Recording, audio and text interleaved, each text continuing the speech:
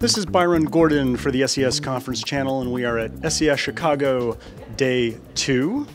And we're on the floor today speaking to Shari Thurow. Hello, everyone. Hello, Shari. And Shari, we have an SES First. Today, for the first time at SES, we had a panel on successful information architecture, and you were one of the presenters. And I thought maybe you could share with our audience a little bit about what took place on that panel.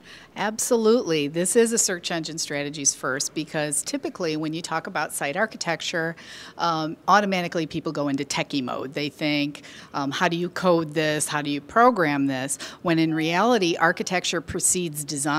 Architecture precedes construction. So at every single search engine conference, the architecture, the order of building a website has been presented in the wrong order. So this is the first time that architecture was actually presented as it should be. So give us a few steps when contemplating putting together a site architecture. What's involved in that? Well, the first step is planning, and actually that's what architecture is very much planning. You know, you don't build a house without following plans first. And architects, what information architects do is they label things. They come up with a labeling system, and the labeling system very much should involve keywords. So who's good at keywords? SEOs, search engine optimizers.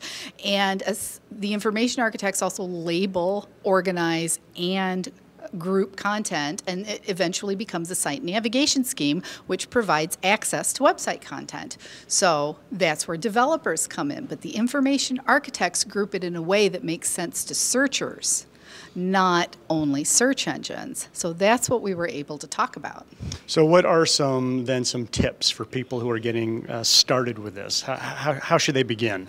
They should absolutely begin with getting together an SEO professional and an information architect, because they have similar skills that overlap, but information architects focus on browsing behavior, whereas search engine optimizers focus on querying behavior.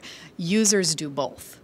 So I like to use the analogy of a information architecture should contain keywords, but it shouldn't be keyword focused. You don't name every navigation button, you know, help desk software, help desk support, help desk this. It doesn't make sense to users, but you have to use the word help desk. Any good examples of good site architecture? National Cancer Institute is one of the best sites. If you want to see a site, a good healthcare site, a good government informational site, absolutely go to cancer.gov. That's a wonderful site for an information architecture. Good keywords and not over-optimized. Shari, thanks so much for chatting with us. Thank you. And there's more to come from SES Chicago. Stay tuned for more.